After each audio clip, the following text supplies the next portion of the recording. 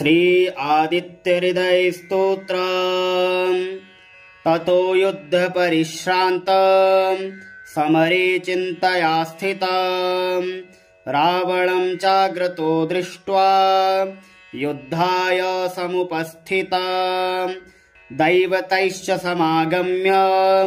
द्रष्टुमभ्यागतो रणम् उपगम्याब्रवीद्राम मगस्तयो भगवास्तदा राम राम महाबाहो शृणु गुह्यं सनातनम् येन सर्वान् नरीन् वत्स समरे विजयिष्यसे आदित्यहृदयं पुण्यं सर्वशत्रुविनाशनम् जयावहं जपं नित्यमक्षयं परमं शिवम् सर्वमङ्गलमाङ्गल्यं सर्वपापप्रणाशनम् चिन्ताशोकप्रशमन आयुर्वरधनमुत्तमम् रश्मिमन्तं समुद्यन्तं देवासुरनमस्कृतम् पूजयस्व विवस्वन्तं भास्करं भुवनेश्वरम् सर्वदेवात्मको रोष तेजस्वी रश्मिभावनः एष देवासुरगणान् लोकान् पाति गविस्तिभिः एष ब्रह्मा च विष्णुश्च शिवः स्कन्दः प्रजापतिः महेन्द्रो धनदः कालो यमः सोमोऽहं पाम्पतिः पितरो वसवः साध्या अश्विनौ मरुतो मनुः वायुर्वहनी प्रजाः प्राण ऋतुकर्ता प्रभाकरः आदित्यः सविता सूर्यः खगः पूषा गभस्तिमान् सुवर्णसदृशो भानुर्हिरण्यरेता दिवाकरः हरिदस्व सहस्रार्चिः सप्तसप्तिर्मरीचिमान् तिमिरोन्मथनः शम्भुस्त्वष्टा मार्तण्डको शुभान् हिरण्यगर्भः शिशिरस्तपनो हस्करो रविः अग्निगर्भोदिते पुत्रः शङ्खः शिशिरनाशनः व्योमनाथस्तमो भेदी ऋग्यजुःसामपारगः घनवृष्टिरपां मित्रो विन्ध्यवीथिप्लवङ्गमः आतपे मण्डले मृत्युः पिङ्गलः सर्वतापनः कविर्विश्वो महातेजा रक्तः सर्वभवोद्भवः नक्षत्रग्रहताराणां मदिपो विश्वभावनः तेजसामपि तेजस्वी द्वादशात्मन्नमोऽस्तु ते नमः पूर्वाय गिरये पश्चिमायाद्रये नमः ज्योतिर्गणानां पतये दिनाधिपतये नमः जयाय जयभद्राय हर्यस्वाय नमो नमः नमो नमः सहस्राक्षो आदित्याय नमो नमः नमो उग्राय वीराय सारंगाय नमो नमः नमः पद्मप्रबोधाय प्रचण्डाय नमोऽस्तु ते ब्रह्मेशानाच्युतेशाय शूरायादित्यवर्चसे भास्वते शर्वभक्षाय रौद्राय वपुषे नमः तमोघ्नाय हिमग्नाय शत्रुघ्नायामितात्मने कृतघ्नघ्नाय देवाय ज्योतिषां पतये नमः तप्तचामीकराभाय हरये विश्वकर्मणे नमस्तमोभिनिघ्नाय रुचये लोकसाक्षिणे नासत्ये सवे भूतं तमेव सृजति प्रभुः पायत्ते सतवत्ते स वर्षत्ते स गवस्तिभिः एष सुप्तेषु जागर्ति भूतेषु परिनिष्ठितः एष चैवाग्निहोत्रं च फलं चैवाग्निहोत्रिणां देवाश्च क्रतवश्चैव क्रतूनां फलमेव च यानि कृत्यानि लोकेषु सर्वेषु परमप्रभुः एनमापत्सु कृच्छेषु कान्तारेषु भयेषु च कीर्तयन् पुरसः कश्चिन् नावसीदति राघव पूजयस्वेनमेकाग्रो देवदेवं जगत्पतिम् एतत्त्रिगुणितं जपत्वा युद्धेषु विजयिष्यसि अस्मिन् क्षणे महाबाहो रावणं तं जहिष्यसि एवमुक्ता ततोऽगस्त्यो जगाम स यथागतम् एतच्छ्रुत्वा महातेजा नष्टशोको भवत्तदा धारयामास सुप्रीतो राघवः प्रयतात्मवान् आदित्यं प्रेक्ष्य जपत्वेदं परं हर्षमवाप्तवान् तिराचम्य शुचिर्भूत्वा धनुरादाय वीर्यवान् रावणं प्रेक्ष्य हृष्टात्मा जयार्थं समुपागत सर्वयत्नेन महता व्रतस्तस्य वधे भवत् अथ रविरवद निरीक्ष्य रामं मुदितमनः परमं प्रहिष्यमाणः निश्चरपति संशयं विदित्वा सुरगणमध्ये गतो वचस्त्वरेति ततो युद्धपरिश्रान्तं समरे चिन्तया स्थितं रावणं चाग्रतो दृष्ट्वा युद्धाय समुपस्थितं दैवतैश्च समागम्य द्रष्टुमभ्यागतो रणम् उपगम्याब्रवीद्राम मगस्तयो भगवास्तदा राम राम महाबाहो शृणु गुह्यं सनातनम् येन सर्वान् नरीन् वत्स समरे विजयिष्यसे आदित्यहृदयं पुण्यं सर्वशत्रुविनाशनम् जयावहं जपं नित्यमक्षयं परमं शिवम् सर्वमङ्गलमाङ्गल्यं सर्वपापप्रणाशनम् चिन्ताशोकप्रशमन आयुर्वरधनमुत्तमम् रश्मिमन्तं समुद्यन्तं देवासुरनमस्कृतं पूजयस्व विवस्वन्तं भास्करं भुवनेश्वरम् सर्वदेवात्मको रोष तेजस्वी रश्मिभावनः एष देवासुरगणान् लोकान् पाति गविस्तिभिः एष ब्रह्मा च विष्णुश्च शिवः स्कन्दः प्रजापतिः महेन्द्रो धनदः कालो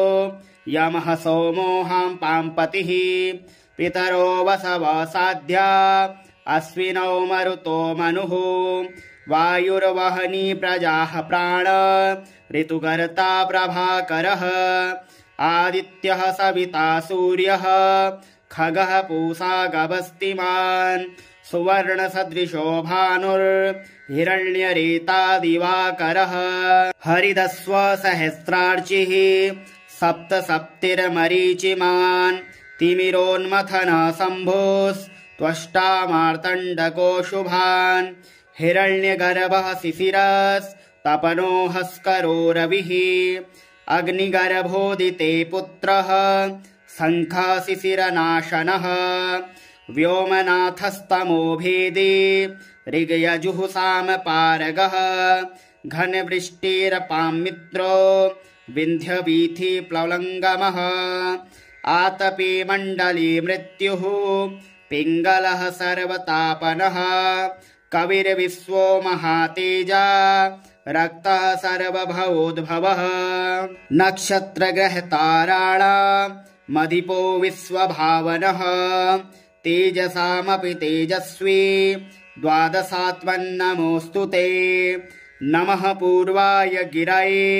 पश्चिमायाद्रये नमः ज्योतिर्गणानां पतये दिनाधिपतये नमः जयाय जयभद्राय हर्यस्वाय नमो नमः नमो नमः सहस्राक्षो आदित्याय नमो नमः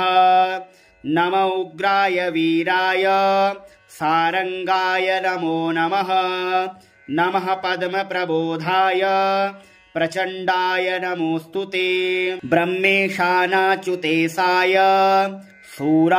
शूरायादित्यवर्चसे भास्वते शर्वभक्षाय रौद्राय वपुषे नमः तमुग्नाय हिमग्नाय शत्रुघ्नायामितात्मने कृतघ्नघ्नाय देवाय ज्योतिषां पतये नमः तप्तचामीकराभाय हरये विश्वकर्मणे नमस्तमोभिनिघ्नाय रुचये लोकसाक्षिणे नासत्ये सवेभूतं तमेव सृजति प्रभुः पायत्ते स तपत्ते स वर्षत्ते स गवस्तिभिः एष सुप्तेषु जागर्ति भूतेषु परिनिष्ठितः एष चैवाग्निहोत्रं च फलं चैवाग्निहोत्रिणां देवाश्च क्रतवश्चैव क्रतूनां फलमेव च यानि कृत्यानि लोकेषु सर्वेषु परमप्रभुः एनमापत्सु कृच्छेषु कान्तारेषु भयेषु च कीर्तयन् पुरसा कश्चिन् नावसीदति राघव पूजयस्वेनमेकाग्रो देवदेवं जगत्पतिम् एतत्त्रिगुणितं जपत्वा युद्धेषु विजयिष्यसि अस्मिन् क्षणे महाबाहो रावणं तं जहिष्यसि एवमुक्ता ततोऽगस्त्यो जगाम स यथागतम् एतच्छ्रुत्वा महातेजा नष्टशोको भवत्तदा धारयामास सुप्रीतो राघवः प्रयतात्मवान् आदित्यं प्रेक्ष्य जपत्वेदं परं हर्षमवाप्तवान् तिराचम्य शुचिर्भूत्वा धनुरादाय वीर्यवान् रावणं प्रेक्ष्य हृष्टात्मा जयार्थं समुपागत सर्वयत्नेन महता व्रतस्तस्य वदे भवत् अथ रविरवद निरीक्ष्य रामं मुदितमनः परमं प्रहिष्यमाणः निश्चरपति संशयं विदित्वा सुरगणमध्ये गतो वचस्त्वरेति ततो युद्ध परिश्रान्तं समरे चिन्तया स्थितं रावणं चाग्रतो दृष्ट्वा युद्धाय समुपस्थितं दैवतैश्च समागम्य द्रष्टुमभ्यागतो रणम् उपगम्याब्रवीद्राम मगस्तयो भगवास्तदा राम राम महाबाहो शृणु गुह्यं सनातनम् येन सर्वान्नरीन् वत्स समरे विजयिष्यसि आदित्यहृदयं पुण्यं सर्वशत्रुविनाशनम् जयावहं जपं नित्यमक्षयं परमं शिवम् सर्वमङ्गलमाङ्गल्यं सर्वपापप्रणाशनम् चिन्ताशोकप्रशमन आयुर्वरधनमुत्तमम् रश्मिमन्तं समुद्यन्तं देवासुरनमस्कृतं पूजयस्व विवस्वन्तं भास्करं भुवनेश्वरम् सर्वदेवात्मको रोष तेजस्वी रश्मिभावनः एष देवासुरगणान् लोकान् पाति गवस्तिभिः एष ब्रह्मा च विष्णुश्च शिवः स्कन्दः प्रजापतिः महेन्द्रो धनदः कालो यमः सोमो पाम्पतिः पितरो वसवः साध्या अश्विनौ मरुतो मनुः वायुर्वहनी प्रजाः प्राण ऋतुकर्ता प्रभाकरः आदित्यः सविता सूर्यः खगः पूषा गवस्तिमान् सुवर्णसदृशो भानुर्हिरण्यरेता दिवाकरः हरिदस्व सहस्रार्चिः सप्तसप्तिर्मरीचिमान् तिमिरोन्मथनः शम्भुस्त्वष्टा मार्तण्डको शुभान् हिरण्यगर्भः शिशिरस्तपनो हस्करो रविः अग्निगर्भोदिते पुत्रः शङ्खः शिशिरनाशनः व्योमनाथस्तमो भेदी ऋग्यजुः सामपारगः घनवृष्टिरपामित्रो विन्ध्यवीथि प्लवङ्गमः आतपे मण्डली मृत्युः पिङ्गलः सर्वतापनः कविर्विश्वो महातेजा रक्तः सर्वभवोद्भवः नक्षत्रग्रहताराणामधिपो विश्वभावनः तेजसामपि तेजस्वी द्वादशात्मन्नमोऽस्तु ते नमः पूर्वाय गिरये पश्चिमायाद्रये नमः ज्योतिर्गणानां पतये दिनाधिपतये नमः जयाय जयभद्राय हर्यस्वाय नमो नमः नमो नमः सहस्राक्षो आदित्याय नमो नमः नम उग्राय वीराय सारंगाय नमो नमः नमः पद्मप्रबोधाय प्रचण्डाय नमोऽस्तु ते ब्रह्मेशानाच्युतेशाय सूरायादित्यवर्चसे भास्वते शर्वभक्षाय रौद्राय वपुषे नमः तमुग्नाय हिमग्नाय शत्रुघ्नायामितात्मने कृतघ्नघ्नाय देवाय ज्योतिषां पतये नमः तप्तचामीकराभाय हरये विश्वकर्मणे नमस्तमोभिनिघ्नाय रुचये लोकसाक्षिणे नासत्ये सवे भूतं तमेव सृजति प्रभुः पायत्ते सतवत्ते स वर्षत्ते स गवस्तिभिः एष सुप्तेषु जागर्ति भूतेषु परिनिष्ठितः एष चैवाग्निहोत्रं च फलं चैवाग्निहोत्रिणां देवाश्च क्रतवश्चैव क्रतूनां फलमेव च यानि कृत्यानि लोकेषु सर्वेषु परमप्रभुः एनमापत्सु कृच्छेषु कान्तारेषु भयेषु च कीर्तयन् पुरसा कश्चिन् नावसीदति राघव पूजयस्वेनमेकाग्रो देवदेवं जगत्पतिम् एतत्त्रिगुणितं जपत्वा युद्धेषु विजयिष्यसि अस्मिन् क्षणे महाबाहो रावणं तं जहिष्यसि एवमुक्ता ततोऽगस्त्यो जगाम स यथागतम् एतच्छ्रुत्वा महातेजा नष्टशोको भवत्तदा धारयामास सुप्रीतो राघवः प्रयतात्मवान् आदित्यं प्रेक्ष्य जपत्वेदं परं हर्षमवाप्तवान् तिराचम्य सुचुरभूत्वा धनुरादाय वीर्यवान् रावणं प्रेक्ष्य हृष्टात्मा जयार्थं समुपागत सर्वयत्नेन महता व्रतस्तस्य वदे भवत् अथ रविरवद निरीक्ष्य रामं मुदितमनाः परमं प्रहिष्यमाणः निश्चरपति संशयं विदित्वा सुरगणमध्ये गतो वचस्त्वरेति ततो युद्ध परिश्रान्तं समरे चिन्तया स्थितं रावणं चाग्रतो दृष्ट्वा युद्धाय समुपस्थितं दैवतैश्च समागम्य द्रष्टुमभ्यागतो रणम् उपगम्याब्रवीद्राम मगस्तयो भगवास्तदा राम राम महाबाहो शृणु गुह्यं सनातनम् येन सर्वान् नरीन् वत्स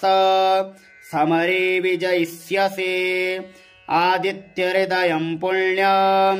सर्वशत्रुविनाशनम् जयावहं जपं नित्यमक्षयं परमं शिवम् सर्वमङ्गलमाङ्गल्यं सर्वपापप्रणाशनम् चिन्ताशोकप्रशमन आयुर्वरधनमुत्तमम् रश्मिमन्तं समुद्यन्तं देवासुरनमस्कृतम् पूजयस्व विवस्वन्तं भास्करं भुवनेश्वरम् सर्वदेवात्मको रोष तेजस्वी रश्मिभावनः एष देवासुरगणान् लोकान् पाति गविस्तिभिः एष ब्रह्मा च विष्णुश्च शिवः स्कन्दः प्रजापतिः महीन्द्रो धनदः कालो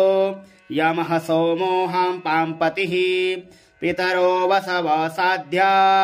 अश्विनौ मरुतो मनुः वायुर्वहनी प्रजाः प्राण ऋतुकर्ता प्रभाकरः आदित्यः सविता सूर्यः खगः पूषा गभस्तिमान् सुवर्णसदृशो भानुर्हिरण्यरेता दिवाकरः हरिदस्व सहस्रार्चिः सप्तसप्तिर्मरीचिमान् तिमिरोन्मथन शम्भुस्त्वष्टा मार्तण्डको शुभान्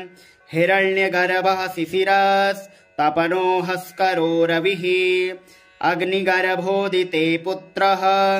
शङ्खशिशिरनाशनः व्योमनाथस्तमो भेदी ऋग्यजुःसामपारगः घनवृष्टिरपामित्रो विन्ध्यवीथिप्लवङ्गमः आतपे मण्डले मृत्युः पिङ्गलः सर्वतापनः कविर्विश्वो महातेजा रक्तः सर्वभवोद्भवः नक्षत्रग्रहताराणां मदिपो विश्वभावनः तेजसामपि तेजस्वी द्वादशात्मन्नमोऽस्तु ते नमः पूर्वाय गिरये पश्चिमायाद्रये नमः ज्योतिर्गणानां पतये दिनाधिपतये नमः जयाय जयभद्राय हर्यस्वाय नमो नमः नमो नमः सहस्राक्षो आदित्याय नमो नमः नम उग्राय वीराय सारंगाय नमो नमः नमः पद्मप्रबोधाय प्रचण्डाय नमोऽस्तु ते ब्रह्मेशानाच्युतेशाय शूरायादित्यवर्चसे भास्वते शर्वभक्षाय रौद्राय वपुषे नमः तमोघ्नाय हिमग्नाय शत्रुघ्नायामितात्मने कृतघ्नघ्नाय देवाय ज्योतिषां पतये नमः तप्तचामीकराभाय हरये विश्वकर्मणे नमस्तमोभिनिघ्नाय रुचये लोकसाक्षिणे नासत्ये सवे भूतं तमेव सृजति प्रभुः पायत्ते सतवत्ते स वर्षत्ते स गवस्तिभिः एष सुप्तेषु जागर्ति भूतेषु परिनिष्ठितः एष चैवाग्निहोत्रं च फलं चैवाग्निहोत्रिणां देवाश्च क्रतवश्चैव क्रतूनां फलमेव च यानि कृत्यानि लोकेषु सर्वेषु परमप्रभुः एनमापत्सु कृच्छेषु कान्तारेषु भयेषु च कीर्तयन् पुरसः कश्चिन् नावसीदति राघव पूजयस्वेनमेकाग्रो देवदेवं जगत्पतिम् एतत्त्रिगुणितं जपत्वा युद्धेषु विजयिष्यसि अस्मिन् क्षणे महाबाहो रावणं तं जहिष्यसि एवमुक्ता ततोऽगस्त्यो जगाम स यथागतम् एतच्छ्रुत्वा महातेजा नष्टशोको भवत्तदा धारयामास सुप्रीतो राघवः प्रयतात्मवान् आदित्यं प्रेक्ष्य जपत्वेदं परं हर्षमवाप्तवान् तिराचम्य शुचिर्भूत्वा धनुरादाय वीर्यवान् रावणं प्रेक्ष्य हृष्टात्मा जयार्थं समुपागत सर्वयत्नेन महता व्रतस्तस्य वधे भवत् अथ रविरवद निरीक्ष्य रामं मुदितमनः परमं प्रहिष्यमाणः निश्चरपति संशयं विदित्वा सुरगणमध्ये गतो वचस्त्वरेति ततो युद्धपरिश्रान्तं समरे चिन्तया स्थितं रावणं चाग्रतो दृष्ट्वा युद्धाय समुपस्थितं दैवतैश्च समागम्य द्रष्टुमभ्यागतो रणम् उपगम्याब्रवीद्राम मगस्तयो भगवास्तदा राम राम महाबाहो शृणु गुह्यं सनातनम् येन सर्वान् नरीन् वत्स समरे विजयिष्यसे आदित्यहृदयं पुण्यं सर्वशत्रुविनाशनम् जयावहं जपं नित्यमक्षयं परमं शिवम् सर्वमङ्गलमाङ्गल्यं सर्वपापप्रणाशनम् चिन्ताशोकप्रशमनम् आयुर्वरधनमुत्तमम् रश्मिमन्तं समुद्यन्तं देवासुरनमस्कृतम् पूजयस्व विवस्वन्तं भास्करं भुवनेश्वरम् सर्वदेवात्मको रोष तेजस्वी रश्मिभावनः एष देवासुरगणान् लोकान् पाति गविस्तिभिः एष ब्रह्मा च विष्णुश्च शिवः स्कन्दः प्रजापतिः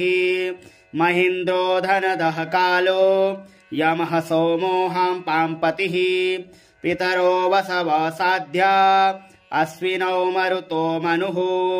वायुर्वहनी प्रजाः प्राण ऋतुकर्ता प्रभाकरः आदित्यः सविता सूर्यः खगः पूषा गभस्तिमान् सुवर्णसदृशो भानुर्हिरण्यरेता दिवाकरः हरिदस्व सहस्रार्चिः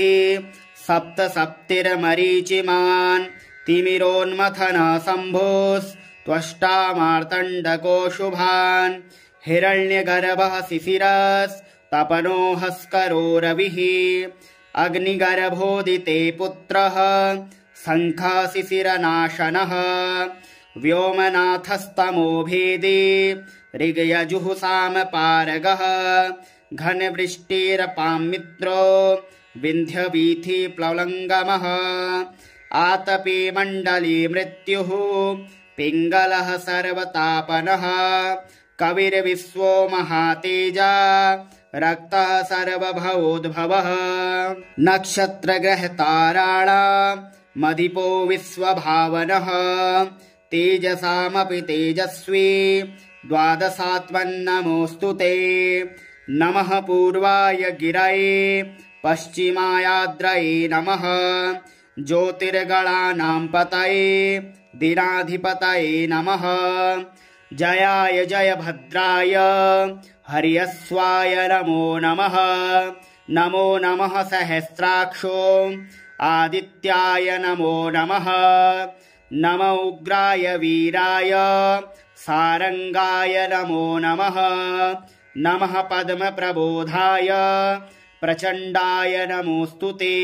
ब्रह्मेशानाच्युतेशाय शूरायादित्यवर्चसे भास्वते शर्वभक्षाय रौद्राय वपुषे नमः तमोघ्नाय हिमग्नाय शत्रुघ्नायामितात्मने कृतघ्नघ्नाय देवाय ज्योतिषां पतये नमः तप्तचामीकराभाय हरये विश्वकर्मणे नमस्तमोभिनिघ्नाय रुचये लोकसाक्षिणे नासत्ये सवेभूतं तमेव सृजति प्रभुः पायत्ते सतवत्तेस वर्षत्तेस गवस्तिभिः एष सुप्तेषु जागर्ति भूतेषु परिनिष्ठितः एष चैवाग्निहोत्रं च फलं चैवाग्निहोत्रिणां देवाश्च क्रतवश्चैव क्रतूनां फलमेव च यानि कृत्यानि लोकेषु सर्वेषु परमप्रभुः एनमापत्सु कृच्छेषु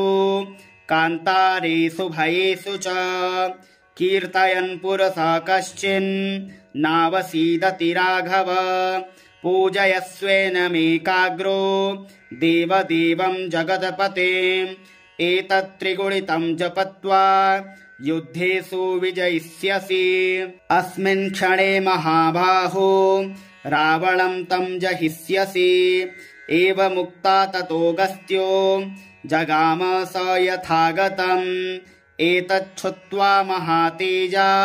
नष्टशोको भवत्तदा धारयामास सुप्रीतो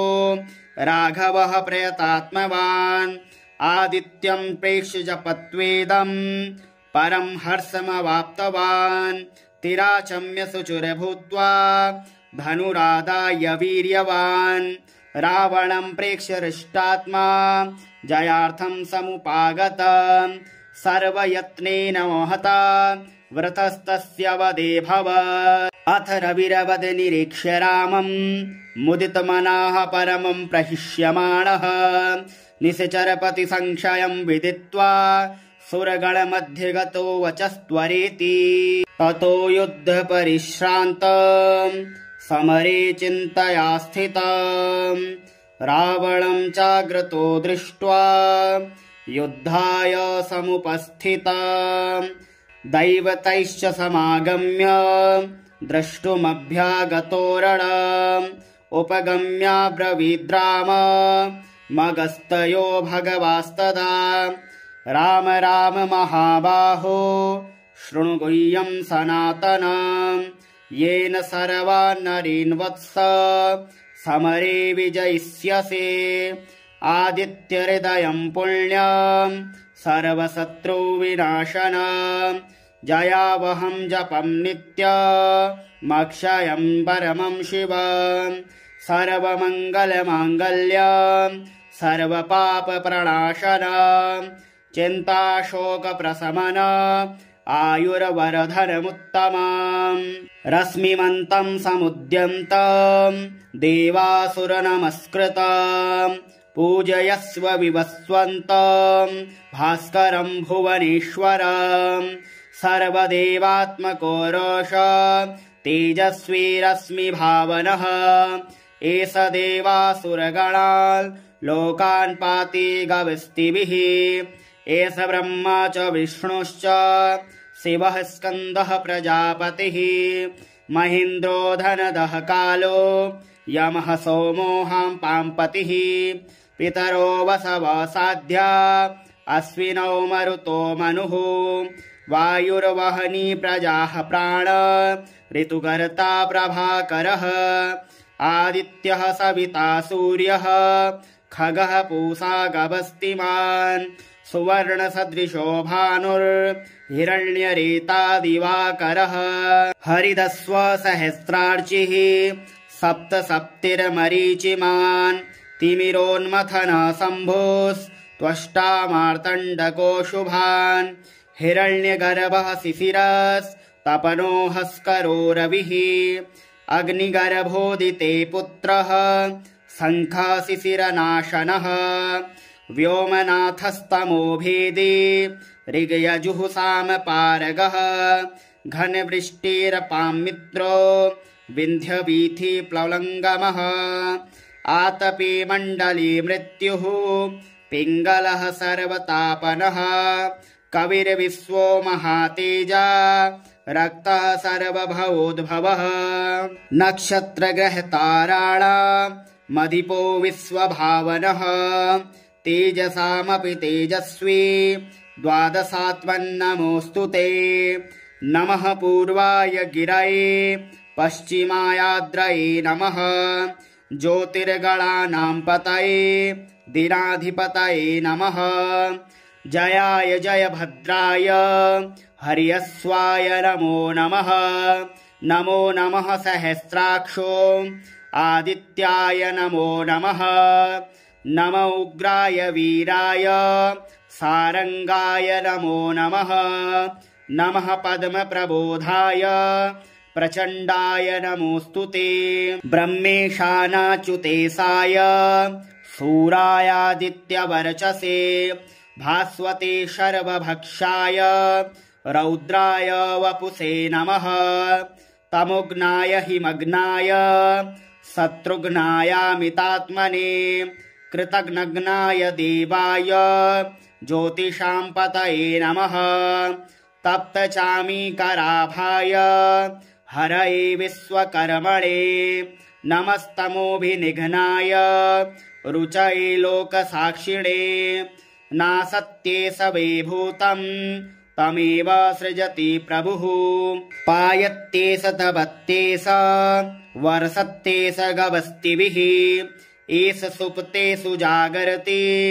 भूतेषु परिनिष्ठितः एष चैवाग्निहोत्रं च फलं चैवाग्निहोत्रिणां देवाश्च क्रतवश्चैव क्रतूनां फलमेव च यानि कृत्यानि लोकेषु सर्वेषु परमप्रभुः एनमापत्सु कृच्छेषु कान्तारेषु भयेषु च कीर्तयन् पुरसा कश्चिन् नावसीदति राघव पूजयस्वेनमेकाग्रो देवदेवं जगत्पतिम् एतत्त्रिगुणितं जपत्वा युद्धेषु विजयिष्यसि अस्मिन् क्षणे महाबाहो रावणं तं जहिष्यसि एवमुक्ता ततोऽगस्त्यो जगाम स यथागतम् एतच्छ्रुत्वा महातेजा नष्टशोको भवत्तदा धारयामास सुप्रीतो राघवः प्रयतात्मवान् आदित्यं प्रेक्ष्य जपत्वेदं परं हर्षमवाप्तवान् तिराचम्य शुचिर्भूत्वा धनुरादाय वीर्यवान् रावणं प्रेक्ष्य हृष्टात्मा जयार्थं समुपागत सर्वयत्नेन महता व्रतस्तस्य वधे भवत् अथ रविरवद निरीक्ष्य रामं मुदितमनाः परमं प्रहिष्यमाणः निश्चरपति संशयं विदित्वा सुरगणमध्ये गतो वचस्त्वरेति।